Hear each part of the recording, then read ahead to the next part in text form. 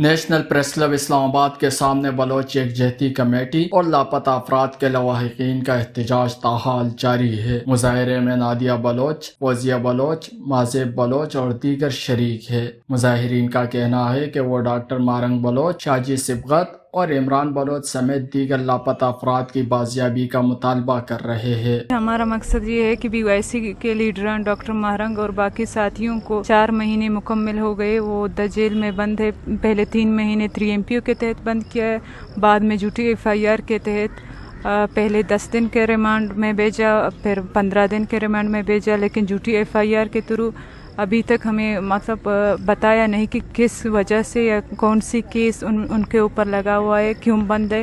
اس سب غیر قانونی طریقے کے خلاف ہم یہاں بیٹھے ہیں۔ پہلے ہم کراچی میں پروٹیسٹ کرتے ہیں یا ہب چوکی یا جہاں بھی کوئٹہ میں پروٹیسٹ کرتے ہیں تو وہاں کریک ڈاؤن ہوتا ہے یا ہمارے لوگوں کی بات نہیں سنی جاتی۔ اس وجہ سے ہم وہاں سے اتنے لمبے سفر کر کے یہاں آئے ہیں تاکہ ہماری آواز سنیں، لیکن پھر بھی آج 4تھا دن ہے لیکن یہاں سننے والا کوئی نہیں آیا۔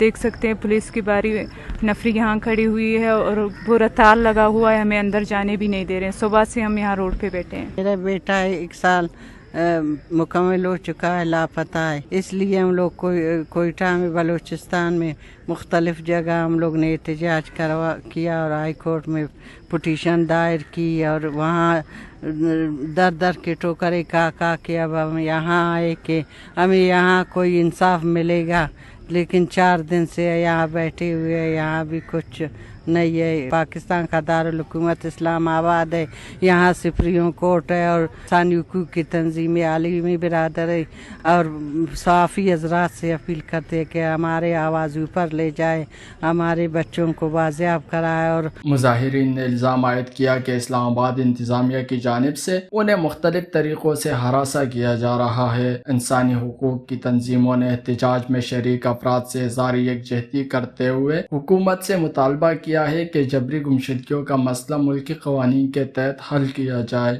ویش نیوز، اسلام آباد۔